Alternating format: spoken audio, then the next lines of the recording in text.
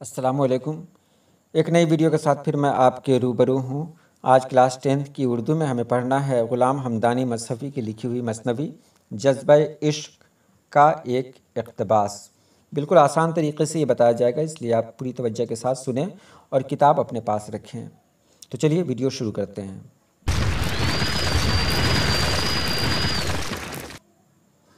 سب سے پہلے ہم لوگ جان لیں غلام حمدانی مصحفی کے بارے میں۔ غلام حمدانی مصحفی کی پیدائش 1748 میں امروہہ میں ہوئی، جو یوپی میں ہے۔ آپ کے شاگرد میر ضمیر، میر خلیق اور آتش لکھنوی جیسے عظیم شعراء ہوئے۔ آپ نے بہت ساری مثنویاں لکھی، جس میں بحر المحبت کو سب سے زیادہ مقبولیت ملی۔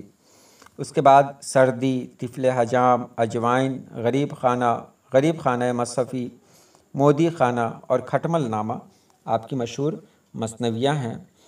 آپ 1824 میں انتقال کر گئے۔ تو چلیے اب مثنوی کی طرف چلتے ہیں۔ خاک دہلی میں ایک جوان حسین، صاحب وضع صاحب تمکین، تھا شکار خدنگ کاری عشق، دل میں رکھتا تھا بے قراری عشق، رات دن اشک جاری رہتے تھے، اس کی چشموں سے چشمے ابلتے تھے، دل میں رکھتا تھا بس کے پنہاں درد، گلے سرخ اس کا ہو گیا تھا زرد۔ دیکھیے، اس کی چشموں سے چشمے ابلتے تھے، یہ لائن صحیح نہیں ہے، لیکن جیسا ہے میں نے پڑھ دیا۔ تو یہاں یہ کہہ رہے ہیں کہ دہلی میں ایک جوان اور حسین لڑکا رہتا تھا، شان و شوکت والا، لیکن اس کے دل میں عشق تھا اور اسی وجہ سے وہ ہمیشہ بے قرار رہتا تھا، رات دن اس کی آنکھوں سے اشک جاری رہتے تھے، اس کے دل میں درد چھپا ہوا تھا، جس کی وجہ سے اس کا لال رنگ زرد پڑ چکا تھا۔ گرچہ تھا جوہری وہ پاک نژاد، عشق تھا اس میں جوہر فولاد، عاشق زار اپنی زن پر تھا، بلبل اس خانگی چمن پر تھا، نہ وہ زن تھی رقم جواہر کی، کیا کروں وصف حسن و زیور کی، رنگ کندن سا جو دمکتا تھا، جس میں جوبن پڑا چھلکتا تھا۔ اس میں یہ کہہ رہے ہیں کہ وہ ایک جوہری تھا، وہ اپنی بیوی پر ہی عاشق تھا اور اس کو دیکھے بنا اسے سکون نہیں ملتا تھا۔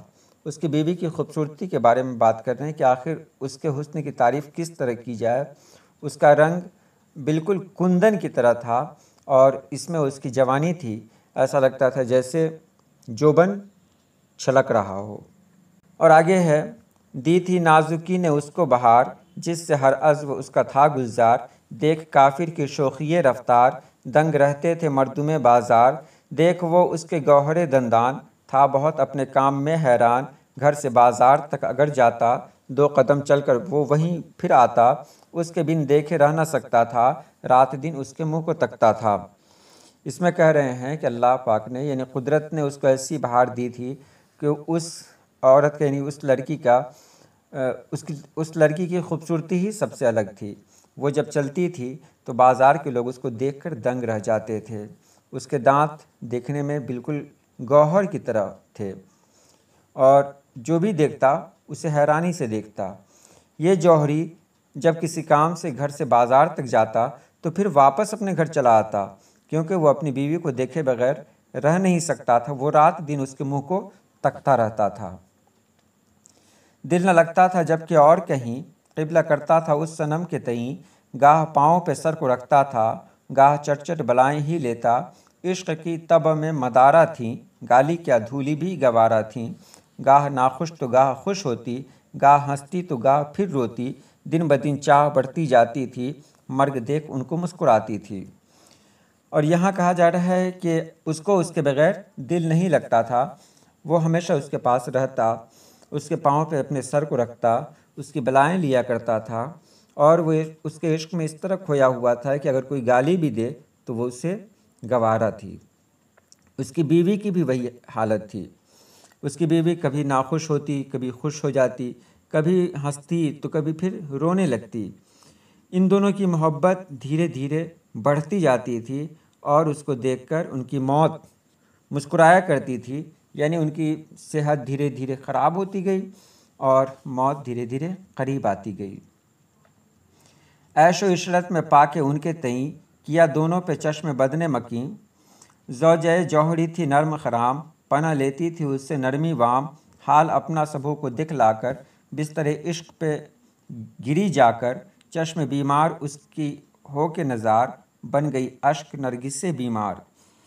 اب یہاں وہ کہہ رہے ہیں کہ وہ عیش و عشرت میں پلی ہوئی تھی اور آخر ایک دن یہ ہوا کہ اس پر بری نظر لگی، جس سے وہ جوہری کی بیوی جو بالکل نرم خرام تھی، یعنی بالکل نازک تھی، جس سے نرمی بھی پناہ مانگتی تھی، وہ سبوں کو اپنا حال دکھلا کر عشق کے بستر پر گر پڑی، یعنی وہ بیمار پڑ گئی۔ اس کی ماں بہنیں اور ہمسائیں دیکھ کر اس کو سخت گھبرائیں، کوئی بولی ہے اس کو درد جگر، کوئی بولی اسے لگی ہے نظر، بعد یک چند وہ زنے بیمار، اسی حالت میں مر گئی یک بار۔ تو اس کو دیکھ کر اس کی ماں، بہن اور اس کے جو پڑوسی لوگ تھے، سبھی گھبرا گئے۔ کوئی بولتا تھا کہ اس کو جگر کا درد ہے، تو کوئی بولتا تھا کہ اسے نظر لگ گئی ہے، اور اسی طرح وہ عورت بیمار ہو کر ایک دن مر گئی۔ اور یہ تھا اقتباس جو میں نے آپ کو بتایا۔ اب جان لیتے ہیں سوال کے جواب۔ مصحفی کا پورا نام کیا تھا؟ تو مصحفی کا پورا نام تھا غلام حمدانی۔ مصحفی کی پیدائش کب اور کہاں ہوئی؟ تو مصحفی کی پیدائش 1748 میں امروہہ میں ہوئی۔ مصحفی کی زیر نصاب مثنوی کا عنوان بتائیے؟ تو جو میں نے ابھی پڑھا اس کا عنوان ہے جذبہ عشق۔ اب تھوڑا جانتے ہیں مصحفی کے بارے میں۔ تو مصحفی کی ابتدائی زندگی کا مختصر جائزہ لیجئے، یہ مختصر سوالات میں آتا ہے۔ تو مصحفی کی پیدائش 1748 میں امروہہ یوپی میں ہوئی۔ ان کے والد اکبر پور کے رہنے والے تھے، جو امروہہ کے مضافات میں ایک قصبہ ہے۔ امروہہ میں مصحفی نے شروعاتی تعلیم حاصل کی۔ انہیں شعر گوئی کا ذوق اسی زمانے سے تھا اور وہ محفلوں میں بھی جایا کرتے تھے۔ اسی دوران ان کی تعلیم بھی ہوتی رہی۔ اس کے بعد وہ امروہہ سے بریلی چلے گئے اور وہاں کے بعد آنولہ تشریف لائے۔ تعلیم مکمل کرنے کے بعد نوکری میں لگ گئے۔ اس کے بعد ہے صنف مثنوی پر 5 جملے لکھیے۔ تو یہ میں نے پچھلی ویڈیو میں بتا دیا ہے۔ اس کے بعد سوال ہے مصحفی کی شعری تخلیقات کو لکھیے۔ تو مصحفی کو ابتدا ہی سے شعر گوئی کا بہت ذوق تھا۔ بڑے ہو کر غادر الکلام شاعر کی حیثیت سے مشہور ہوئے۔ فارسی اور اردو میں انہوں نے 8 دیوان بطور یادگار چھوڑا۔ مصحفی کے کلام میں ملکی خصوصیات اور مقامی رنگ کے علاوہ حب وطن کا جذبہ خاص طور پر نمایاں ہے۔ مصحفی کی عشقیہ مثنویاں قابل لحاظ ہیں۔ ان میں بحر المحبت سب سے زیادہ مشہور ہے۔ دوسری مثنویاں بھی ہیں، جیسے سردی، طفل حجام، اجوائن، غریب خانہ، مودی خانہ اور کھٹمل نامہ، یہ بھی قابل ذکر ہیں۔ اس کے بعد آتے ہیں طویل سوالات۔ مثنوی کے آغاز و ارتقاء پر روشنی ڈالیے اور مصحفی کی شاعرانہ خصوصیات بیان کیجیے۔